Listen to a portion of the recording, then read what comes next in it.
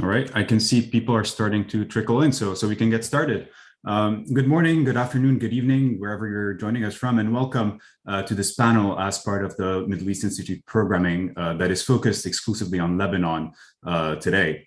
My name is Chris Abi Nassif, and I am the Lebanon Program Director here at the Middle East Institute, and I will be moderating what promises to be an exciting and insightful panel on where Lebanon effectively ends up going next, after 13 months of political bickering, stalemate. Lebanon actually has a government starting this past Friday, 6 days ago. And what we'll attempt to do today is go over the developments that have ended up leading us to this moment, but more importantly, try to think together with three very, very distinguished panelists about what this government is, what this government is not, and what really happens next in the weeks and months ahead in this Lebanese political and economic journey. So to help us with this, I'm very, very happy to introduce three experts that will kind of ground this conversation in aspects of politics and economics, mainly focused on the domestic side of things, but also touching upon a lot of the regional and international dynamics that ended up leading to where Lebanon currently is. So first, I'm really happy to introduce Paul Salim. Paul is the president of MEI. He focuses on issues of political change, transition, and conflict, as well as the regional and the international relations of the Middle East. And of course, he's one of the leading experts on Lebanon and Lebanese affairs. Next, we have Carmen Jaha, who's an associate professor of public administration, leadership, and organizational development at the American University of Beirut, as well as a visiting scholar at the Weatherhead Center for International Affairs at Harvard University. Carmen's research focuses on women's political and economic participation, on refugee crises and flows, and on civil society and protest movements, which we'll be discussing as well in this conversation. And then finally, I'm really pleased to introduce Amir Psat.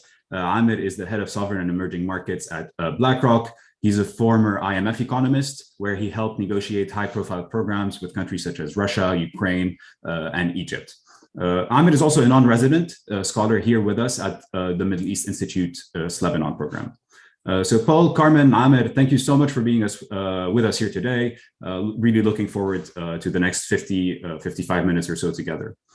For our audience, thanks again for joining. If you wish to submit any questions for the panelists to consider, please feel free to use the Zoom Q&A feature, which you can probably see at the bottom of your screen. It's a box saying Q&A. So if you have any technical issues as well, please feel free to email our team, events@mei.edu, and they will respond to any concerns you may have. And if you're dialing in by phone or watching us through social media or YouTube, please as well, feel free to use that same email, events@mei.edu, to send any queries. And then before we begin, I would also like to take a minute to highlight two events that are happening as part of the Lebanon program, fall programming, starting next week. So next week on Wednesday at 12:30 p.m. Eastern or 7:30 p.m. Beirut time, we'll be discussing the politics, the economics, and the regional dynamics of Lebanon's power crisis, which has gathered a lot of attention and focus over the past month.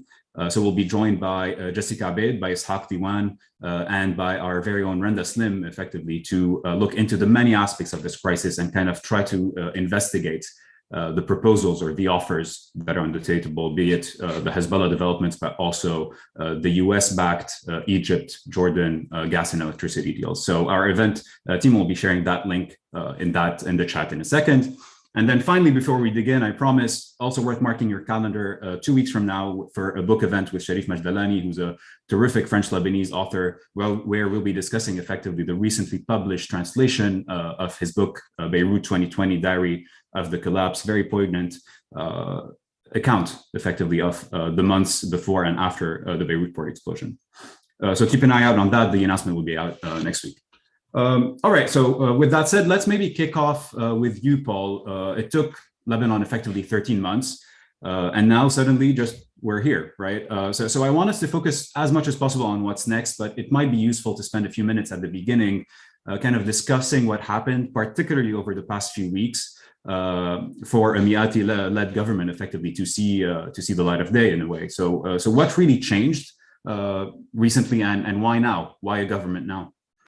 Thanks, Chris, and it's great to be with Ahmed and Carmen on this panel, and welcome to the audience. I would cite four dynamics. The first is sort of the natural like what happened over the past year was all very, very difficult for any actual government to take responsibility for. This was in effect the floating of the national currency, the end of the subsidy system, the dilution of people's savings in the banks, default on debt. And I wrote when the Diab government was first formed a while ago that this government of nobodies was put in place in effect to preside over the bankruptcy of the country, which was kind of on the books anyway, and without any of the main politicians neither taking responsibility for it nor daring to make any of the tough decisions that usually governments make in order to make these massive corrections or these massive things less painful, better managed. And we are now in a situation where the politicians can now form a government. A lot of the hard work is behind them. A lot of the pain is behind them. And it's easier to pick up the pieces moving forward. And hence, I think that's one of the reasons of the timing of why now.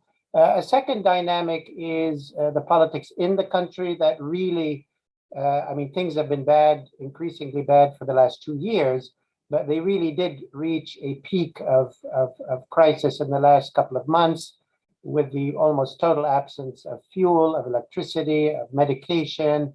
So I think it added yet another layer of public pressure on all the parties, including the president's party, Hezbollah, and others to do something. A third dynamic is simply the usual bickering of the Lebanese political class. Every government formation has taken 6 to 9 months or longer. And I think Mikati was maybe a little bit more, maybe had a bit of, tricks up his sleeve or ways to, and I don't want to get into the weeds of which ministry goes to whom, but that often takes many, many months to resolve in Lebanese politics. And I think, the bickering kind of this time, as it often does, ended in a result. And the fourth dynamic, which is also significant, is the external pressure. And this was pressure both from France and the United States, which have been applying pressure for a while, but added layers of pressure, particularly, I think, on the president and his party. And I would say pressure on the other end from, or a position by Iran that enough is enough and that we need a government to be formed, filtered through to Hezbollah, filtered through to the president to get this thing done. So I think it's a combination of factors, but certainly the government now has an easier set of things than it would have a year ago. And a lot of the pain is a loss and the Great Depression, the Great Lebanese Depression of 2019, 2021 has occurred. We're still in the midst of it, but perhaps this government can slow that collapse and maybe move a few things forward. But we'll talk about that more in the next round. Yeah, thank you. And we'll dig into a lot of these kind of regional and international dynamics that will signal a lot of what's to come next. Carmen, let me turn it over to you as well, kind of as an opening round. Paul mentioned the government's there after 13 months, potentially less pain and suffering ahead. I'll let Amir talk potentially numbers and details on what lies ahead. But you're a professor, but you're also an activist, and you're involved in a lot of the movements that happen back in Lebanon. So what do you think the opinion or the perception is of this government, having gone through 13 months effectively of suffering and collapse? What is the civil society and alternative parties' view or take or perception of this government formation, the timing of it, but also the content and the context actually of this formation? So what is the vibe? What is the perception, and what comes next effectively in the planning of these parties and civil society, broadly speaking, in Lebanon? Yeah, thanks, Chris. The vibe is extremely negative, and there are many signals for how negative and skeptic people are, especially in activist group of the government. I think that the politicians are still using old tools to solve a crisis that is very new and very severe. and they still act that they can get away with doing just a little bit. How is it possible that Mikati says on national TV, after 13 months, and I don't know how many rounds of discussion he had with the president, that they never even discussed the government agenda? He said, oh, it's in my head. I didn't put it on paper. Their level of arrogance and dealing with people's daily pain and suffering by trying to throw things under the carpet, do a little bit here, bring some gas from Iran and Syria, bring gas from there, pretend that they are really raiding places and factories where people are hoarding medicine. I mean, they're still acting very piecemeal, and this government is like the other government, without a clear strategy of solving the problems, and they're not acting. Even the narrative isn't radical enough. Like when Paul talks, the Great Depression, the huge crisis, the severe collapse of Lebanon. Lebanon today has fallen. It is a humanitarian disaster caused by the same men that are meant to fix it, and they haven't even caught up to how they are meant to carry themselves, let alone to be able to govern efficiently and effectively. So I think that, I don't speak for all the activists, but there is a very rightful level of skepticism, of fear, of concern, because they're still acting with great indignation, with great impunity. The precedents of, the Prime Minister Diab, there's a subpoena for him, just left to the States, right? People feel that their pain is not taken seriously, and I think that just judging from day-to-day talks with friends and on social media, none of the activists think that this government is taking seriously the crisis, let alone putting structural plans. I'll just add one more dynamic why I think that it's very problematic to what Paul was saying. There's also the issue of timing with regards to donors. I think that the politicians realize this time that international organizations are serious, that they're not going to give money without, a clear plan. And I think that they've selected some ministries that can be headed, with individuals that maybe have good relationships with the international community, again, to do projects and initiatives without a real plan for reform. And my biggest fear, and I think for many, is that this will buy the political class a lifeline until the next elections, and it's not really fixing Lebanon's problems. And the longer they continue acting with this level of disdain, the less people have expectations, right? So now we're happy that we got Mazout, and we're happy that we have a government, but nothing changed. And there's still not a clear answer as to who left explosives at the port. So yeah, the mood is very grim, the vibe is very negative. And I think that they know that people are very vigilant, but I think they also know that people are exhausted. And this is what happens when you have a protracted crisis. Now we started counting in 2019, it's almost the end of 2021. So yeah, that's the mood.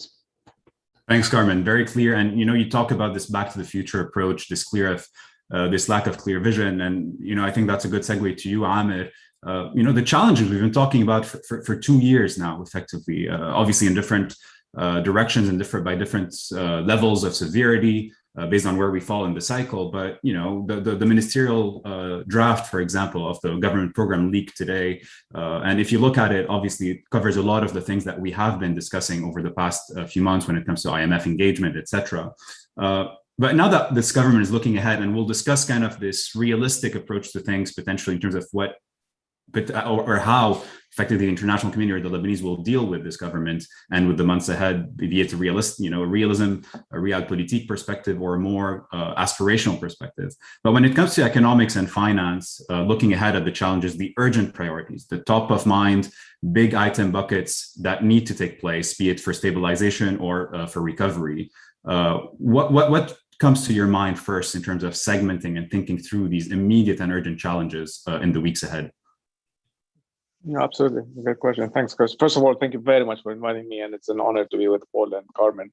So it's a great privilege to be here. Listen, I'm going to try to politicize the question, if you don't mind a bit, and move away from pure technicalities of this topic, right? Because I think the way both Paul and Carmen have suggested the framework, I think is the right framework.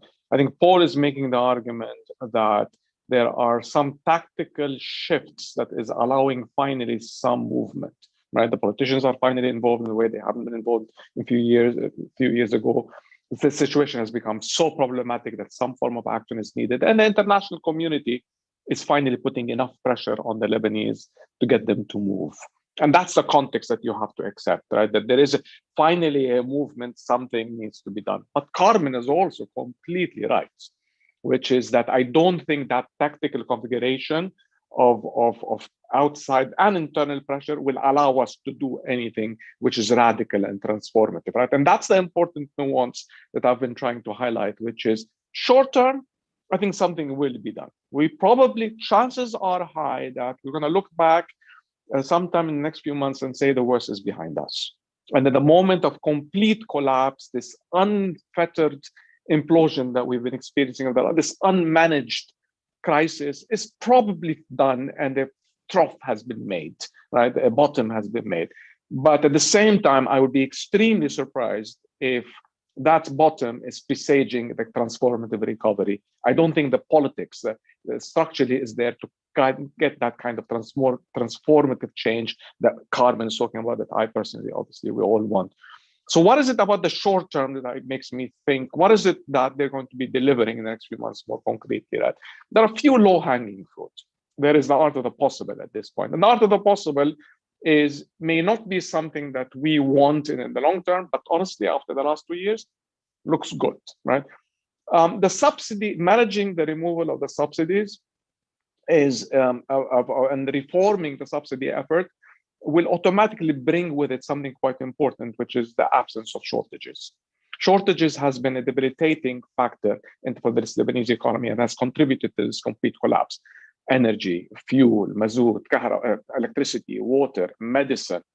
I think the minute prices start reflecting the actual cost, shortages will actually be eliminated, and that's an important factor.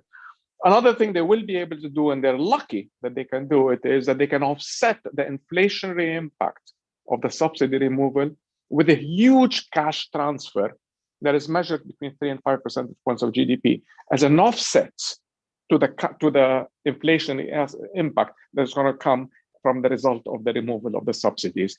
And I say the word lucky on purpose, because it happens that they have the resources in order to do it through the SDR allocation and through some commitments from the World Bank and from the French.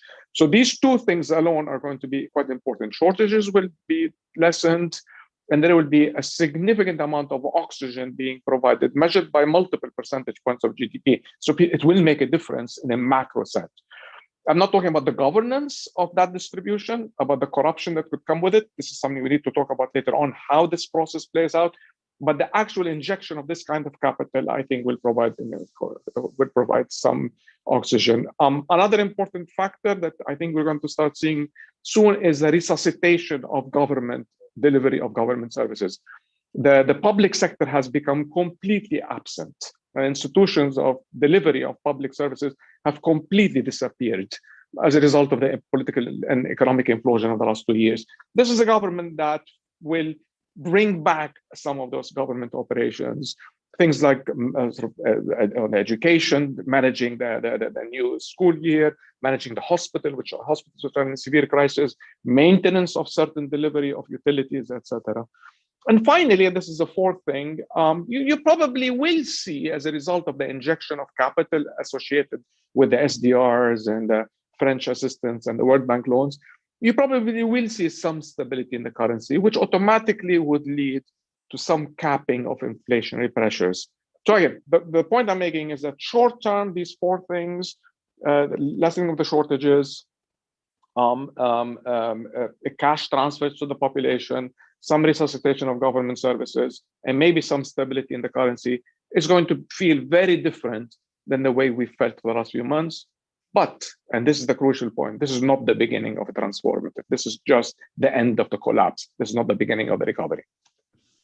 Thanks, Ahmed. And it seems that you're describing some morphine shock over the next few months, which seem to be going hand in hand with what Carmen was saying about the next few months effectively buying what we call the sulta, or the establishment time, effectively to kind of regroup, rethink about the next phase. And with that in mind, Paul, I want to turn back to you because it's important, right? Looking backwards as important as looking forwards when it comes to the incentives of the different parties involved, right? I want to focus particularly on Hezbollah and Iran, obviously, but I also want to focus on Syria. We've seen the gas and electricity transfer thing, bringing Syria back into the picture. We saw a delegation of Lebanese officials go to Syria a couple of weeks ago. So I'll also zoom in not only on what Hezbollah and Iran are thinking or strategizing, but also any particular or potential role, because there's a lot of talk in the background about a potential re-emergence of Syrian role in Lebanon. So I'd appreciate your thoughts on that on one front, and then on the other side of the aisle, with the French and the Americans, did they give up in this particular round on this particular effort when it comes to Lebanon or forming the Lebanese government? This has been something in the background and one of the asks for a long, long time. Now that we're here, did we see the French and the Americans cave in favor of Iran, Hezbollah, and Syria? Is it not the case? What's your view on the regional and international acts and dynamics looking ahead as well? Yeah, well, if I may, I wanted to comment a bit on the domestic and then get to the regional and international. On the domestic, I very much share Carmen's fear, maybe Ahmed expressed this as well, that the oligarchy is reforming and taking back power at a time when they feel that now there's some good things and easy things that they can do. There's cash that's coming in. The difficult stuff, a lot of it is behind them. A lot of this money much of it will be controlled by them. Of course, in principle, there are elections in 5 to 6 months, so they can use this money to buy back patronage networks and hence reinforce themselves. And that is very worrisome. And definitely that means that this government, and probably the result of where this government will take us, will certainly not be in the direction of political renewal or, great reforms, anything different in the governance structure in a big way. It is certainly up to the alternative movements, the opposition, if there are elections, to do their best and try to compete.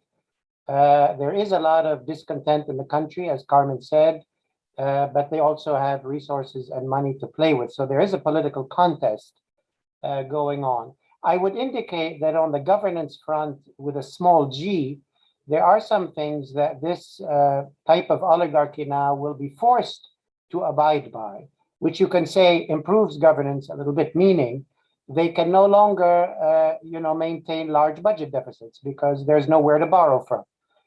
So that will impose some fiscal discipline, not because they want it, but because there's nowhere to plug the deficit.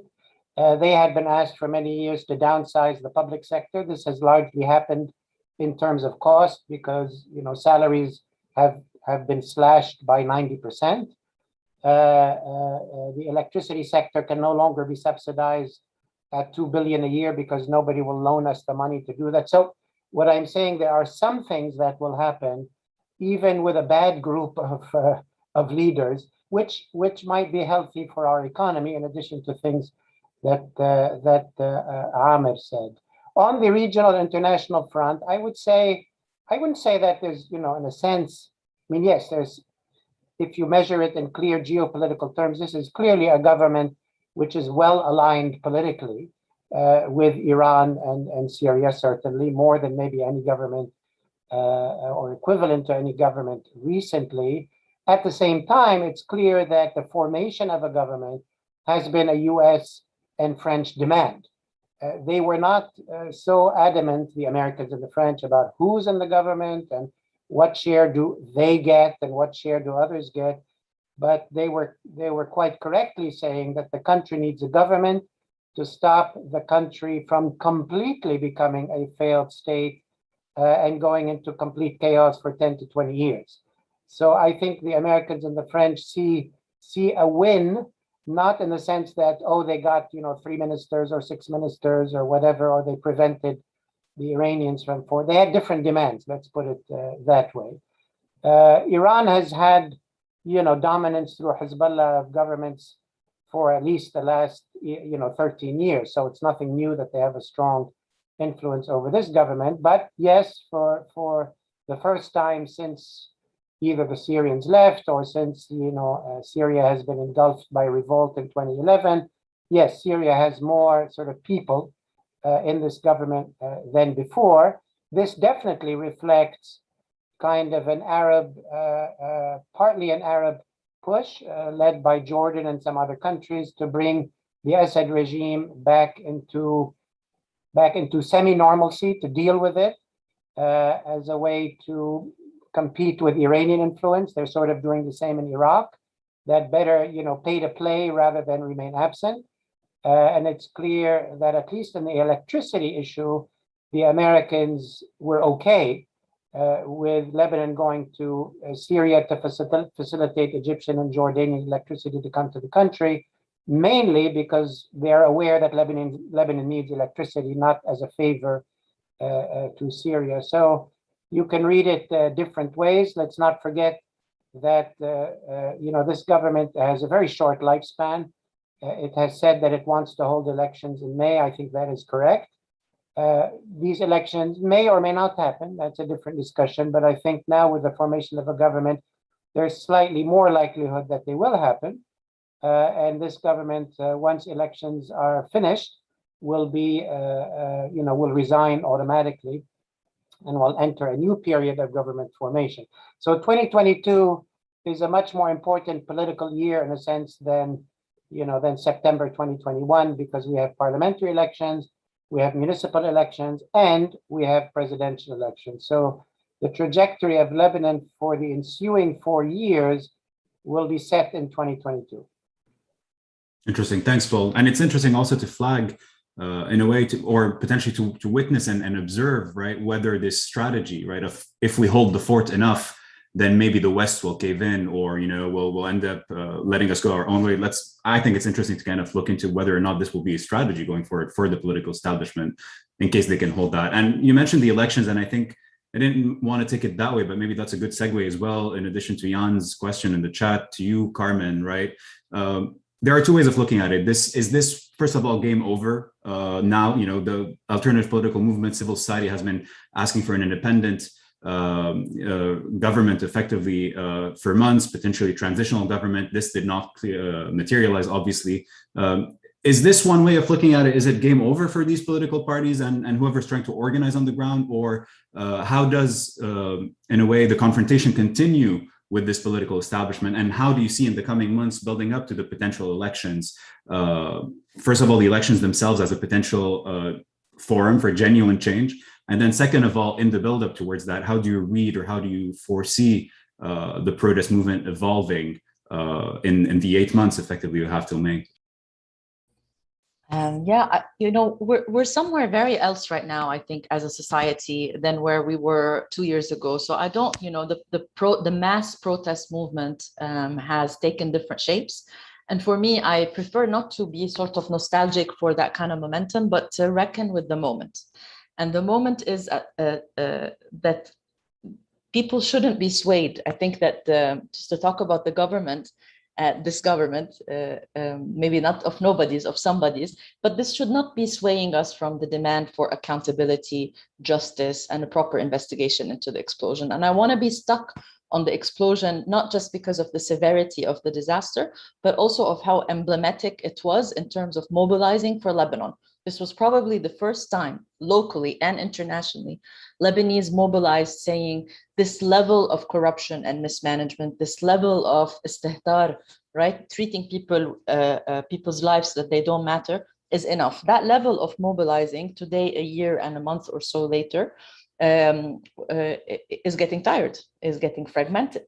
The politicians play on a whole different timeline than we do. They think 10 years, 20 years, 30 years, foreign patrons, whereas people on the ground are thinking about their immediate needs. And I think that this fragmentation and exhaustion is playing into the interest of the Sultan. And no, I agree, it is not a moment of radical transformation, but it is a moment of great mobilizing and great interest in Lebanon, which I think there is no other way but to let it culminate in a fight in the next election.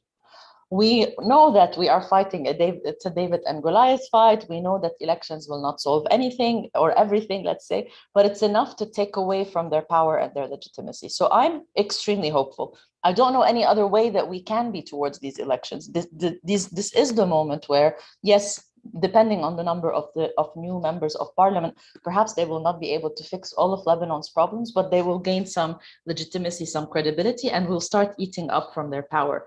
Until then, I agree, I don't see it as a moment of radical change. And I think the problem with the government formation is that now it's going to become the talk, the talk of the town. And that's a very big problem for Lebanon's problems. That is a huge disaster because it makes us forget all of the mobilizing and all of the facts that we were able to show to the international community. I mean, they want to do reform. The Lebanese government has been receiving technical assistance for reform for decades, right? I mean, anything that they promise is going to be recycled projects. I mean, there is a Ministry of Administrative Affairs that was funded by the EU and the UN for so many years. I think where we're at now is accountability. They can't reenact the IMF, right, without telling us why they sent the IMF back a year and a half ago, when the IMF director, I remember, was issuing basically like begging, you know, a formation of a government and the enactment of reforms. And so for me, I'm still in accountability mode. I think if they do a good job, great, we'll all be happy. Nobody wants to see further obstruction, but I have huge doubts. And I think that the only way to address these doubts and these concerns is work towards the next election that is as organized as possible, but also keep demanding accountability. Some people need to go to jail. They cannot now wear a suit and pretend, you know, to be ministers and government advisors and representatives of the people. Some people need to go to jail, not because many people died in the explosion and lives were shattered, but I don't know how many kids died because they didn't have a ventilator for a year, and how many people, you know, got wounded just for showing up at the gas station at the wrong time. This is not a clean slate. We're still there. They want to play another game. That's good. You know, if it leads to the stability that Amir is talking about, that's great. I think a little bit to ease the wound will go a long way, and there are some low-hanging fruits, but they need to keep in mind that nobody thinks they're off the hook. In fact, you know, that they waited 13 months is criminal negligence in and of itself. So that's where we're at.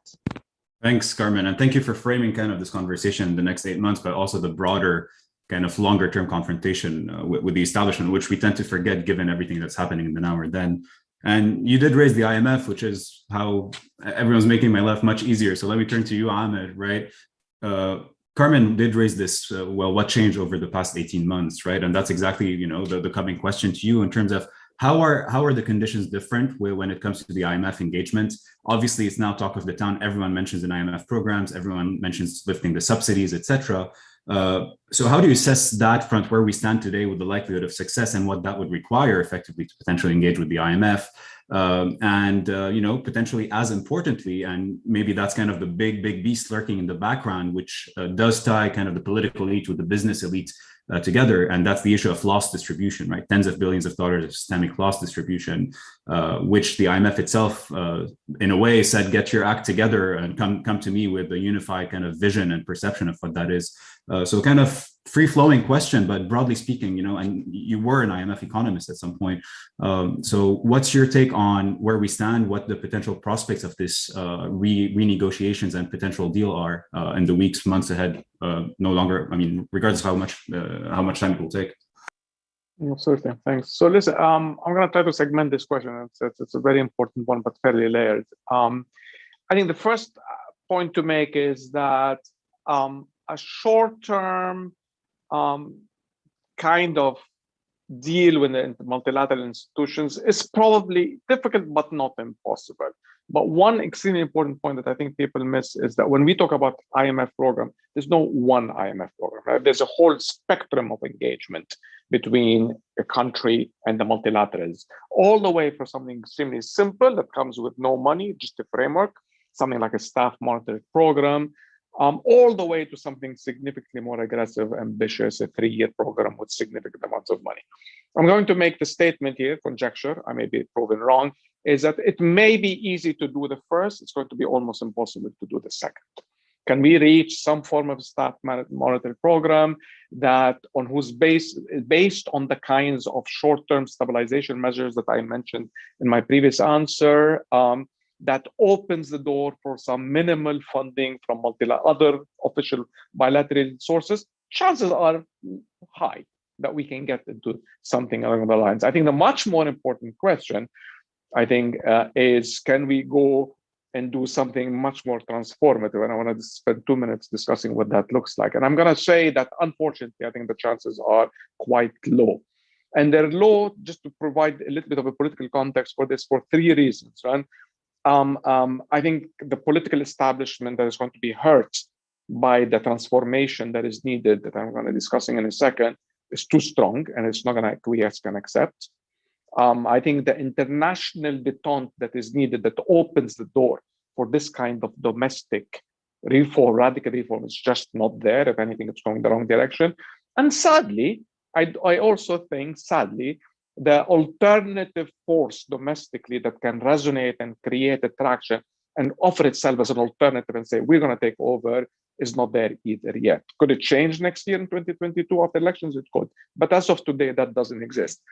What is that agenda? That agenda is extremely complex. The reason why I think I'm pessimistic about this more transformative, radical shift is because the agenda that is needed, the dossiers that are needed are really painful, right? And let me just give you the titles here. One is there's a massive amount of burden sharing, loss sharing associated with both reaching a deal with the creditors on the debt side, but also restructuring the banking sector.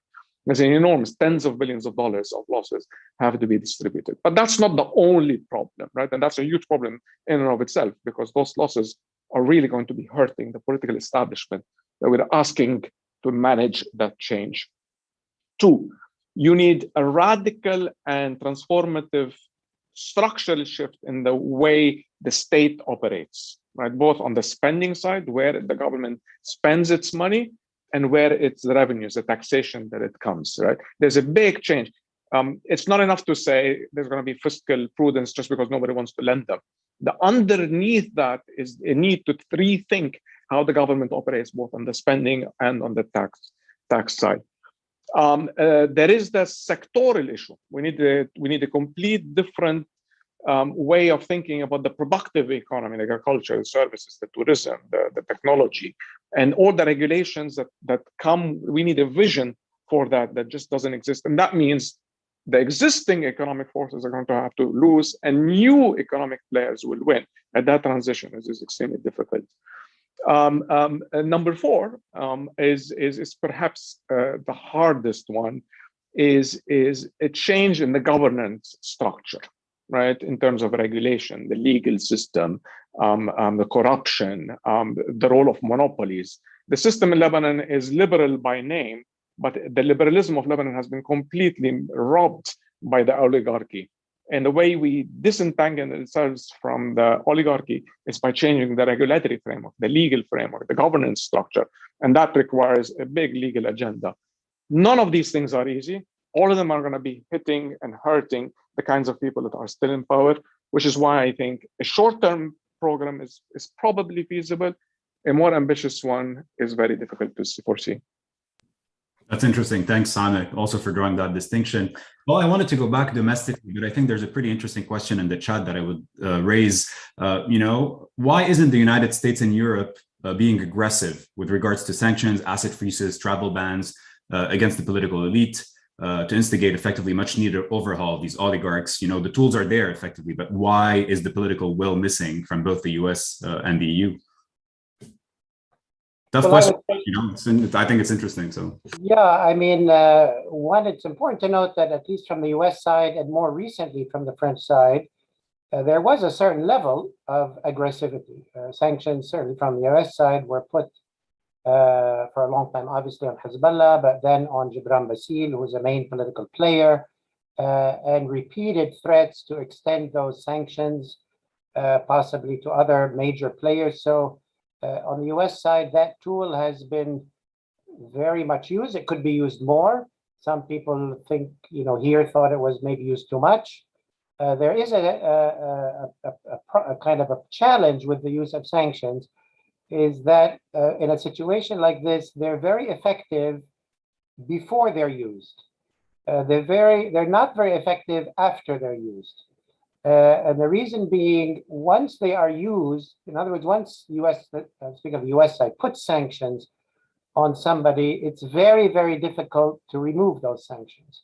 So the effect of the sanctions is that that person or leader is now really outside of the orbit of the US, is no longer, the leverage is lost on that person because you can no longer remove that sanction. And if anything, it pushes them perhaps deeper into the other camp, which is not what the US wants. France and Europe a few months ago caught up to where the US was and really became very aggressive in the threat of sanctions. I think that did make a difference. Hard to tell exactly, but it's possible that the threat of the use of sanctions made a difference in the formation of this government. But the use of sanctions by itself is not, has its own problems. I would also say that what the US and France, the level of interest, the level of engagement, the level of investment, the level of a combination of intense pressure and, I would say, intense offers of help is quite exceptional. That most countries in the world do not get this level of attention. And I'm quite thankful that the West has paid so much attention to Lebanon, particularly that most of our problems are made by ourselves, if you want, ourselves broadly speaking. That the international community has been pleading with us, just do a few of the right things. And our rulers, whom I remind everyone, people did elect these people a few years ago, so they don't come out of nowhere. So I would say, to put it briefly, the level of attention has been high. It's been exemplary. We should be, thrilled that we've had this much level. I think that level of support and interest will be useful for Lebanon to climb out of it, at least the extreme part of its crisis.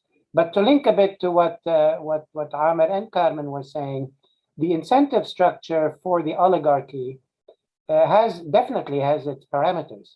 The oligarchy has an interest in the ship not sinking completely.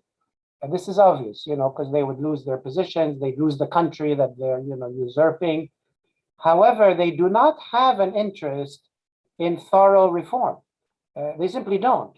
They have no positive interest, whether the people are super well off or not is not their immediate concern. They are concerned that they are not so desperate that they revolt, but their incentive structure will take them, in Amer's language, far enough to do a minimal agreement with the IMF, but neither the oligarchy nor Hezbollah, I might say, is interested in deep engagement with international organizations, huge assistance from the West, integration of the Lebanese economy into the Hezbollah in particular is interested that the house doesn't completely collapse, but please, the house should not be completely integrated and completely, reformed. Because also, in addition to what Amr says, what does reform mean? It means controlling the border. It means no smuggling. It means controlling the port. It means controlling the airport. It means rule of law, let alone good governance. We don't have, the state doesn't control the land, nor does it control the boundaries, nor does it control Hezbollah. So there are a lot of limitations. And I think we're going to get what maybe, some people sometimes talk about, I like the metaphor, the dead cat bounce. We have this huge fall. We'll get a little bit of improvement. As Amr said, maybe it won't be as bad, but then we're going to be, for the coming years, at a very low level, maybe with slow growth, miserable growth, without real reform, without real takeoff, but enough trickle of growth for people to say, well, it's better than the Great Depression. Until either domestically proper political movements, as people say, where is the opposition? Where are these new movements? You can also say it's only been, a year and a half, 2 years, give them time, which is true. New leadership, new parties, maybe take 1 election, 2 elections, maybe 3 elections. So over time, either domestically, there needs to be more political change, or of course, regionally, things can happen. Change could come to Iran, change could come somewhere else. But I think what we're looking at is maybe we're past the worst, but what's coming in the next few years is probably a poor country, inching forward with poor levels of governance, but without a total collapse. Thanks, Paul. And it's good that, we're expanding that thinking beyond at this stage what happens in the elections in May, because sometimes it feels like the world ends in May 2022 in many of the circles and conversations, we sometimes have with people. So maybe let me turn to you, Carmen, to try to think through together some scenarios, right, of not only what comes in the next few months, which I think has been articulated very clearly by the three of you, but also in the longer term trends, right? Come election, come the day after election. What scenarios or what situations are we contemplating in terms of immediate, medium, and then longer term when it comes to, the political process, the ability of alternative political parties to make a difference and a dent? So any comments that you see in the longer term trends that go around the elections, but also beyond? Yeah, thank you. I think that people have agency, even in duress. I think that, we make choices and we have agency. And I think that that in Lebanese society, there is and always was a great sense of agency. I don't think that, I think that there are some scenarios that are more or less likely, but I also think that we can have a role to play in these scenarios. I'm not a nationalist. I don't think Lebanon is the most beautiful country, important country in the world. Lebanon is as important as any other country. And like all other countries in the world, Lebanon has something to offer. I'll give you an example, maybe that's not as severe. I'm in the US right now, and I have many colleagues asking me, about how we coped with teaching during the uprising in Lebanon, during the revolution, okay? People saying there are a lot of divisions in the US after Black Lives Matter. It's hard to manage a classroom. How did we manage? And I said, I've been teaching since, I taught in 2010 and 2011, and I had students from Syria, right? And how do you manage that? What I'm saying here is that we have something to share with the world, even where we've gone wrong, such as in the explosion and widespread corruption. There is a lesson that can be shared. And this lesson that can be shared and the added value of a stable Lebanon is good for the region and is good for the world.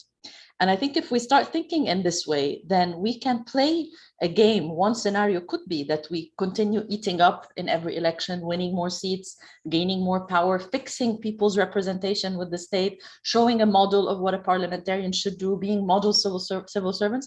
And that can take 100 years, and probably for 100 years, no radical change will happen. At the same time, we need to remind ourselves that this is a crisis of governance, not of elections. Nobody in the world, even if they have a majority that elected them, should be allowed to store explosives at a port near people's homes. So Lebanon's crisis for me is not so much anymore the extent to which politicians, have interests or care, or even have the competence to engage in real reform. I think that one way or one scenario that I do see that I want to try to put some ideas in our head or some hope is a scenario where Lebanese society and local institutions gain strength, gain a sense of agency, are able to stand on their feet. I'm talking about theaters and schools and hospitals and universities and institutions that are able to offer a model that is reformist, maybe outside of the state, and show what is possible in Lebanon and what can be done. I think that's one scenario. I think that the alternative exists. I don't think we're doing any favors to Lebanon, and here just so that we're not always agreeing, although I agree with Ahmed and Paul, and I'm very I resort to their work often, but just I want to disagree with Ahmed on the issue of alternative. Yes, people in Lebanon, alternative, the opposition, isn't powerful enough, as in doesn't have money, media, or weapons. But I think, any issue in Lebanon today, from street garbage all the way up to wanting to be a parliamentarian or a minister, I think people are working across the spectrum.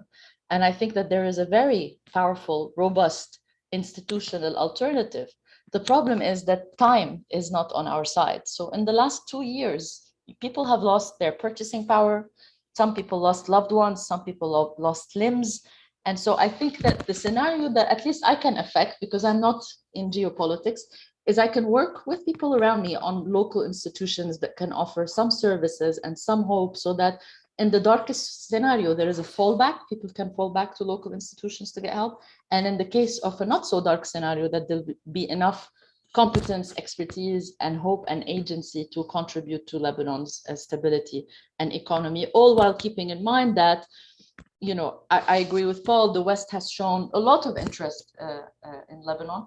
And I think that this is welcome, but Lebanon is no more or no less important. Nobody should be able to govern while hoarding medicine and fuel and leaving explosives at the port. And I think this is the lesson that Lebanon offers. And even with all the pain and the disaster and the suffering, maybe there's something that we can share with the world and have the world help us at an equal standing. So that's my scenario. And I think it can take a long time, but I think it's possible. Thanks, Carmen. And Ahmed, let me turn to you as well. I just realized we're like 10 minutes away from closing, which is a good and a bad sign that time's flying.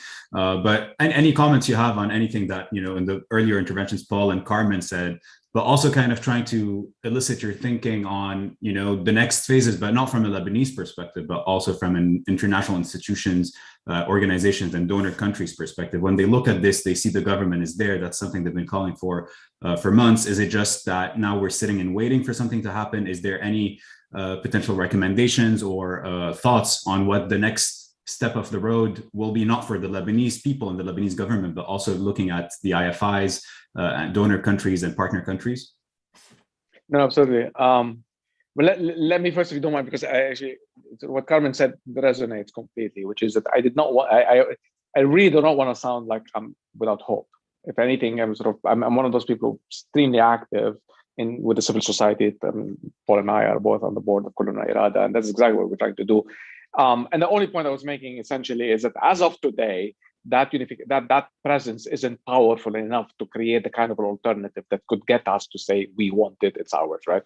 That's the only point I'm making. And here I want to link it to another point. I've actually did an interesting study recently by looking at 119 countries that collapsed by more than 10% over 2 years, and what happens afterwards. Right, and what occurs once the crisis stops? What happens afterwards? Right? And differentiate between the L-shaped and the V-shaped recovery, and it's really it's evenly split. Roughly half of the countries do nothing afterwards and experience the kind of L-shaped recovery that Paul mentioned. Right, so you go down and then you stay down there, and you end up being a poor country for years and years. Don't continue collapsing, but you stop collapsing. But you don't, or maybe you even recover a little bit, but you get entrenched as a very different level of recovery. But half of the countries experience a significant recovery and a V-shaped recovery once the society collectively decides that the reasons why we got to where we are right now need to be transformed, need to be changed. And once that change happens, the base effect from where you started allows you to recover extremely powerfully for multiple years. And really, the determining factors, to your point, Chris, is not going to be what the IMF wants. It's not going to be what the French are going to ask us to do. It's not what the Iranians allow us or don't allow us to do to Hezbollah. It becomes about us as a society collectively. Can we sell, and here I'm going to be a little bit philosophical, can we sell a narrative of hope to our society and telling them a V-shaped recovery will make you look very different, feel very different than if you stay where you are now for the next 10 years. If we can sell that idea that Lebanon offers enough intrinsic organic assets, or its people, the education, the entrepreneurship of the private sector, the interaction with the global economy, the diaspora, all these things that make us who we are, if we can sell the narrative that it's within our power is to get to that level of growth, that V-shaped recovery, then we can, as a society, collectively force, presumably through the election, but also through civil society, that kind of transformative policy. So I don't want to sound pessimistic. I think there is, we need to sell that idea. We need to imagine a Lebanon of the future that looks very different than the Lebanon of the past. And as a result, through civil society and through the election, the vote box, convince people that transformation is necessary. Thanks, Ahmed. And before I head to the last kind of round of short questions on what's next, Paul, one interesting question that popped up, and I know it's on the minds of a lot of people, and it does touch upon how, what's next for Lebanon, which is the title of this panel, right? And has to do with US engagement, broadly speaking. You touched upon it a bit, but let me also push the thinking a bit more amid the perils that you witness in regional dynamics, right? With the US and Afghanistan pulling out, but not only that, but also engaging with the Taliban, engaging with like hardliners, negotiating, etc. So do you think that, and this is one of the questions that I think are interesting, do you think this particular development over the past few weeks could be a sign that the US is willing effectively to forego a lot of these factors, and negotiate with people like Hezbollah, as long as the stability of Lebanon and then de facto by extension of Israel is ensured? Yeah, in a sense, I would say yes. I mean, this administration, like the Obama administration, did not consider conflict with Iran as the main headline. Obama negotiated with Iran. This administration is negotiating to try to revive the nuclear deal. They are very aware that Iran is an adversary, is an enemy, but they don't feel invested in escalating with it. They'd rather, try to manage that difficult relationship. With Hezbollah, the same. They consider it obviously an adversary. They've been listed as a terrorist organization.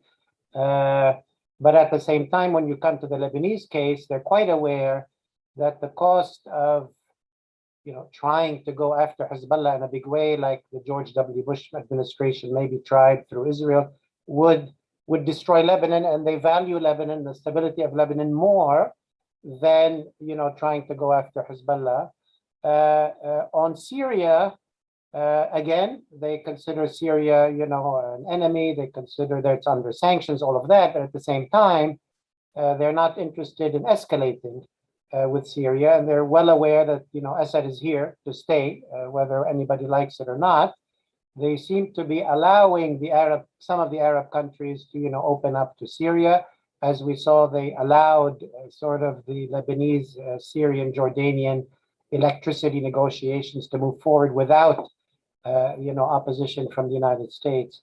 So yes, I think the United States first of all, it's important to note that the US remains in the region. It is not leaving. It remains the most powerful player. Yes, there is Russia. Yes, there is a rising China, but the US, even while disengaging from Afghanistan, remains the biggest player. It is engaged in Lebanon, as we've seen. It continues to be engaged. I think we haven't seen the effects of the Abraham Accords. I mean, what the real realignment in the region is happening just to the south of the Lebanese border. Since 1948, it was a completely different alignment.